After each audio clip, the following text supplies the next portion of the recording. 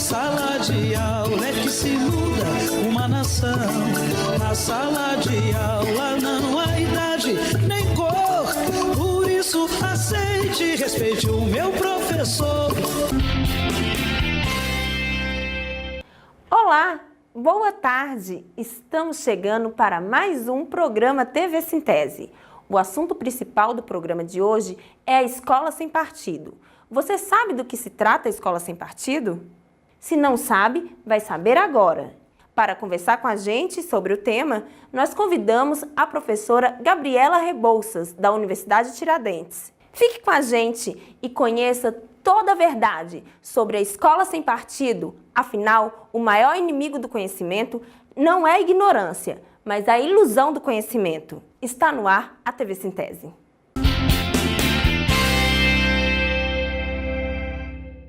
Muito bem, antes de começarmos a nossa conversa com a professora Gabriela Rebouças, eu gostaria de refrescar a memória de vocês sobre o que o governo federal pensa ser a Escola Sem Partido. O projeto de lei Escola Sem Partido, ou popularmente conhecido como Lei da Mordaça, tem como objetivo afixar em todas as salas de aula do ensino fundamental e médio um cartaz com conteúdo sobre deveres do professor. Entre esses deveres estão: o professor não fará propaganda político-partidária em sala de aula, nem incitará seus alunos a participar de manifestações, atos públicos ou passeatas, e o professor respeitará o direito dos pais a que seus filhos recebam a educação moral que esteja de acordo com suas próprias convicções. Caso seja aprovado, ficará proibido usar termos como orientação sexual e gênero nas escolas.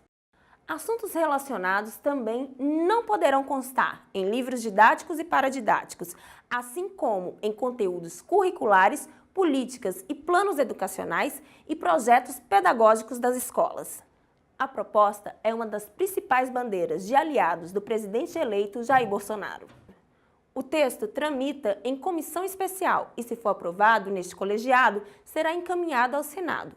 Caso 51 deputados apresentem recurso contrário ao parecer, o tema será analisado pelo plenário da Câmara.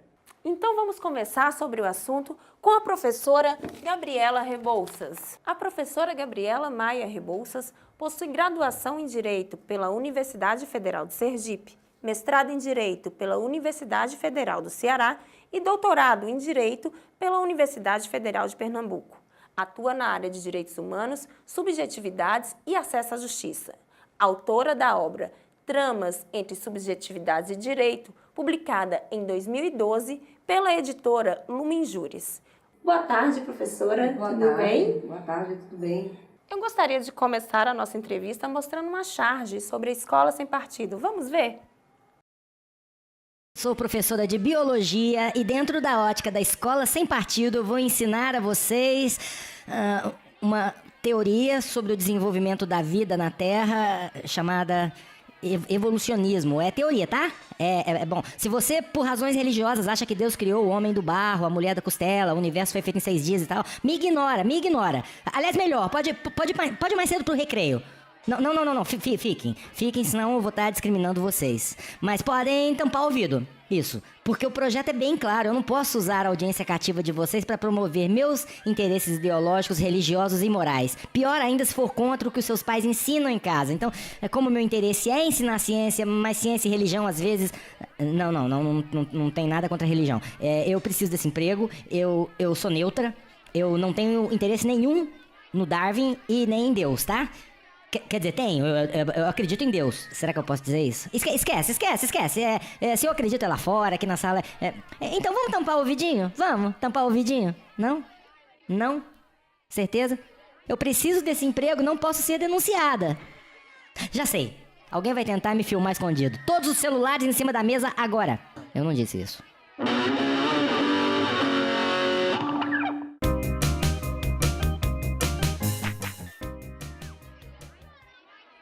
O tema da semana que vem é reprodução. Eu vou estar com dengue e não venho. Professora, comenta um pouco para a gente sobre essa charge, sobre o que ela significa. Então, ela mostra bem essa inexequibilidade de um projeto de escola sem partido. O professor fica sem saber o que falar, sem saber o que pode falar. E, obviamente, isso é contrário ao que se entende por uma educação democrática, inclusiva, que é a educação que consta na nossa Constituição e que faz parte do nosso sistema jurídico atual. E que assegura a liberdade docente, inclusive. Assegura a liberdade de ensino-aprendizagem, ou seja, para que os alunos tenham liberdade de aprender e tenham à sua disposição um conteúdo amplo, um conteúdo rico, um conteúdo plural. É preciso que os professores, nesse processo, que é um processo dinâmico, contínuo, é que os professores tenham liberdade, não é liberdade pessoal de fazer o que quer, mas tenham liberdade de conduzir esse processo de ensino-aprendizagem. Qual a amplitude do projeto Escola Sem Partido? É um projeto que inicialmente parece não fazer sentido, porque nós temos legislação, que é a LDB, a Constituição Federal, que delimita bem como se deve dar esse processo ensino-aprendizagem e que princípios devem reger a educação no Brasil.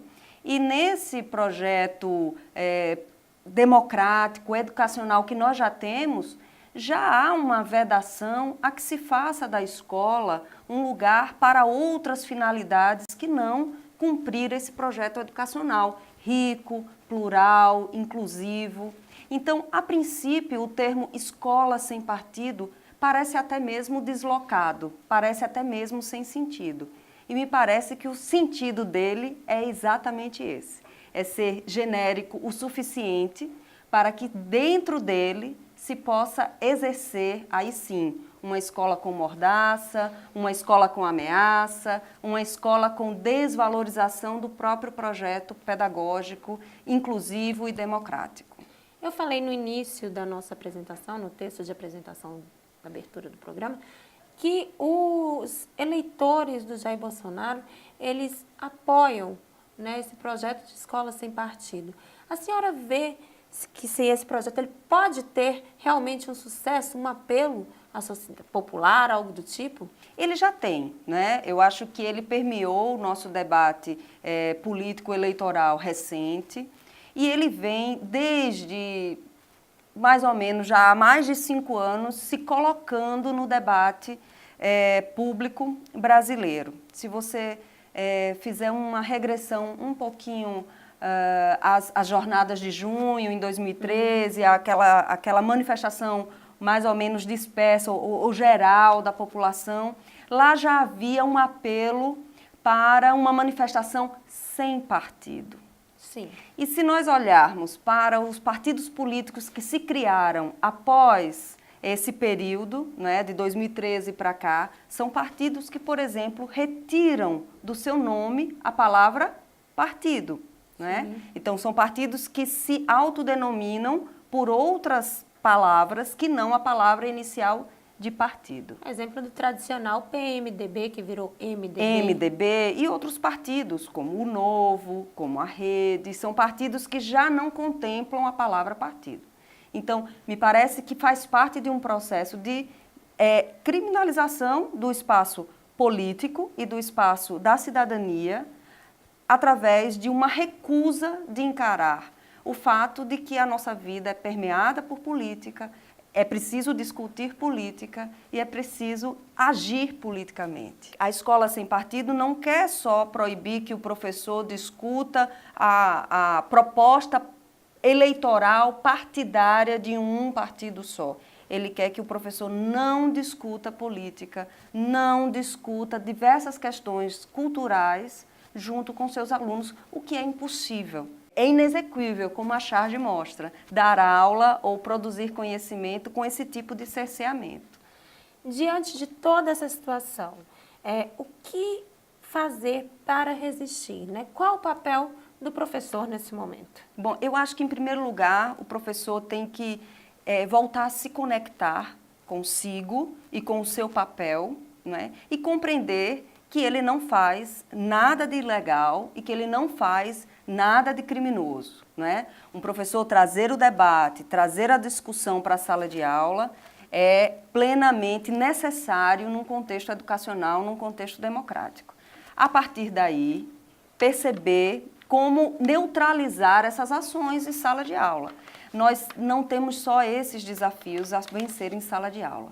Os professores, sobretudo da rede pública, têm enormes desafios para vencer, que não é só esses, acabam sendo questões pequenas, perto dos desafios sobre violência, sobre abuso sexual, desafios sobre autoestima de seus alunos, capacidades cognitivas, né? Estrutura da própria escola.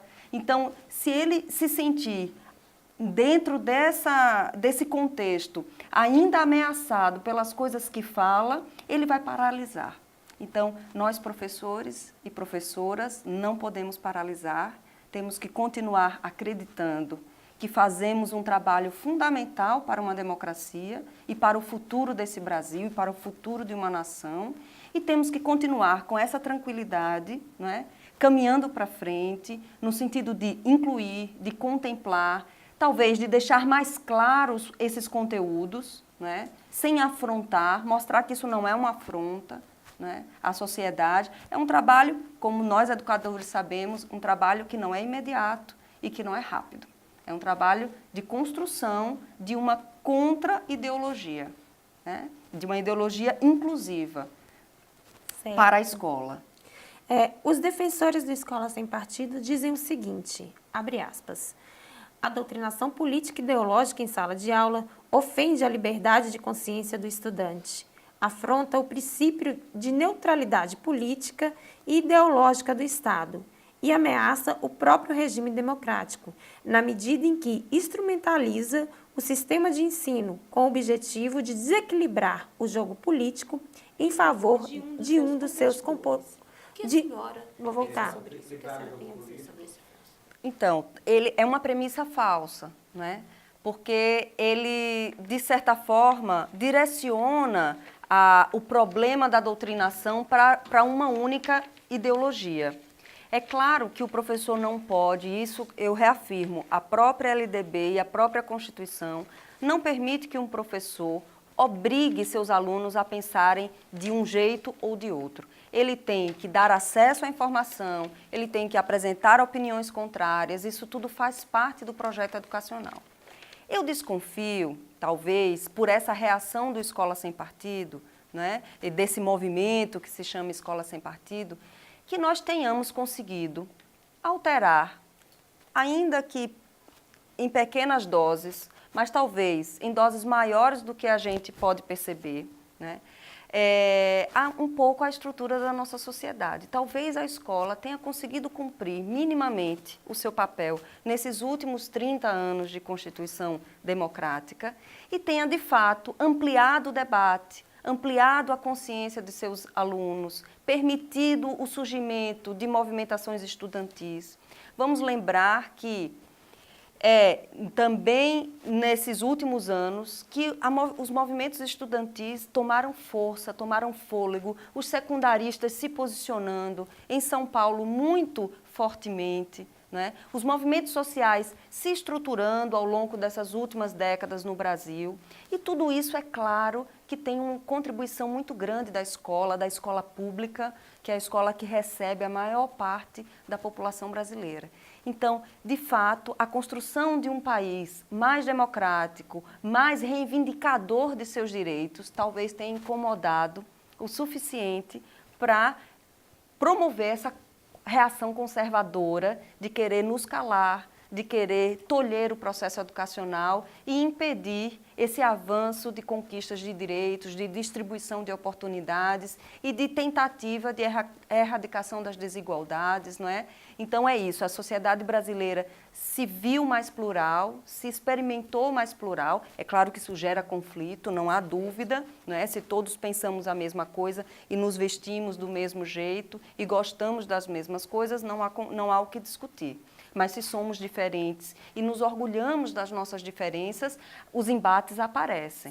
São naturais, mas podem ser resolvidos no âmbito de uma sociedade democrática. Eu acho que talvez seja um sintoma de que começamos a formar, de fato, uma sociedade um pouco mais consciente, um pouco mais empoderada. A situação é tão crítica que até a ONU se posicionou acerca do Escola Sem Partido em documento assinado por relatores de Alto Comissionado de Direitos Humanos, que afirma que o projeto poderá levar à censura e autocensura dos professores. Os relatores ainda recomendam uma tomada de atitude necessária para conduzir uma revisão dessas proposições, assegurando a conformidade com base nos direitos humanos, o que inclui a Constituição Federal de 1988. O que a senhora tem a nos falar sobre isso? Então, é tão sem sentido que facilmente, não é, qualquer organismo internacional que considere os direitos e garantias individuais como a ONU, que considere uma pauta civilizatória mínima para que os países, em sua grande hegemonia capitalistas, possam compatibilizar a questão do acúmulo das riquezas, da distribuição das riquezas com direitos e garantias civis e individuais, é tão gritante, é tão sem sentido esse projeto, que não é fácil ver organismos internacionais como a ONU se posicionando contra ele, não é? E, de fato, a Constituição de 88, como eu venho repetindo desde o início da nossa entrevista, da nossa conversa, ela garante, sim, uma escola plural, uma escola com liberdade de expressão, uma escola com conteúdos que possam ser contextualizados na realidade escolar do aluno. Então, nós temos um fato que é inconteste, o projeto não faz sentido, né? Se há excessos ou se há esses excessos por parte de alguns professores são facilmente identificados e é possível, com a gestão escolar, com uma gestão democrática da escola, com a parceria comunidade, escola, Estado, família, se conter qualquer excesso excepcional que algum professor tenha cometido, né, sem necessidade nenhuma de se criar uma pauta de proibições na porta, uma criminalização dessas ações, como já existem. Eu falei que o projeto não é um só, são vários projetos, vários querendo acrescentar, incluir, né, vários apensados. Um deles, inclusive, criando um tipo penal para o caso dos professores que forem denunciados, né, nesse tipo de atitude, né? Então, a gente estaria trocando uma sociedade livre e democrática por uma sociedade de dedo duros, de delatores, uma sociedade que desconfia e que desconfia, sobretudo, do seu núcleo mais poderoso de transformação, que é a escola. Porque se a gente tiver que ficar controlando, não é, o aluno, os pais, tudo que o professor diz, a gente está criando uma grande desconfiança sobre a capacidade do conhecimento transformar o mundo. Professora, eu quero agradecer a presença da senhora aqui nessa entrevista com a gente. Quero saber se a senhora tem alguma consideração final, algum ponto a colocar. Eu acho que nós, professores da rede pública, da rede privada, do ensino básico, do ensino médio, do ensino superior, temos que continuar conscientes do nosso grande papel de educadores, temos que continuar acreditando no nosso papel e naquilo que fazemos, não é? E seguirmos em frente na busca desse projeto, que é um projeto de uma sociedade, de uma escola inclusiva. É claro que o projeto, seja aprovado ou não, ele já está fazendo seus efeitos, já está criando constrangimentos, alunos que acham que podem filmar os professores, professores que começam a repensar nas suas práticas. Eu gostaria de pedir que todos, de certa forma, se acalmassem, recentrassem na sua posição de professores e seguissem nesse projeto, porque se surgir um projeto como Escola Sem Partido, conservador, né, querendo nos calar, é porque o nosso trabalho e a nossa ação tem produzido efeitos e poderá produzir efeitos muito positivos num Brasil melhor para todos. Obrigada mais uma vez, professora. Eu agradeço a você de casa também e só lembrando que não há educação, não há ensino, não há aprendizagem com cerceamento da liberdade de expressão. Nós voltamos no próximo sábado, se Deus quiser e Ele há de querer. Tchau, pessoal! Na sala de aula é que se muda uma nação. Na sala de aula não há